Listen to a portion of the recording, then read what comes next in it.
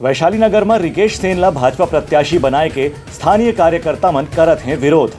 भिलाई के वैशाली नगर विधानसभा सीट से रिकेश सेनला प्रत्याशी बनाए के बाद वहां के पुराना टिकट के दावेदार जयप्रकाश यादव मीडिया के सामने अपन नाराजगी जताई। जयप्रकाश यादव के कहने रहे कि वह भारतीय जनता पार्टी में लंबा समय से कार्यकर्ता के रूप में काम करे थे। एकर सेती उनला उम्मीद रही से कि इधर के चुनाव में उनला टिकट दे जाही, लेकिन एक दूसरे व्यक्ति ला टिकट दे के उनकर साथ में धोखा करेगे है।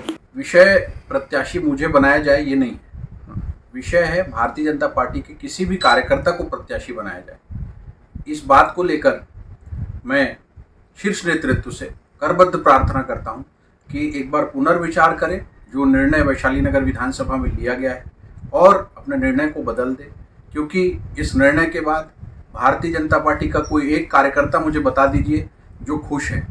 एक भी कार्यकर्ता इस निर्णय से खुश नहीं है और इनके कर्मों की फेहरिस्त बहुत लंबी है।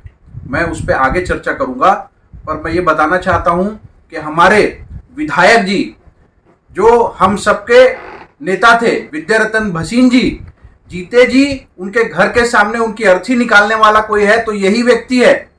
यहां तक कि उनका पुतला जलाने वाला कोई व्यक्ति है तो यही व्यक्ति है।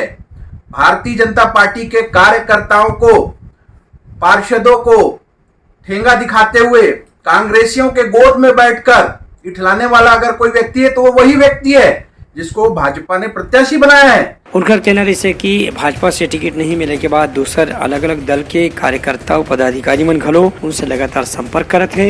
यदि वहां से टिकट कहीं से मिली तो ठीक है, नहीं तो निर्दलीय प्रत्याशी के रूप में वह चुनाव लड़े पर मजबूर हो जाही। उनका कहना है कि भारतीय जनता पार्टी से उनका विरोध नहीं है, लेकिन बाहरी व्यक्ति ला टिकट दे से पार्टी की छवि ला नुकसान हो सकत है। रिपोर्ट उत्तलंघा न्यूज।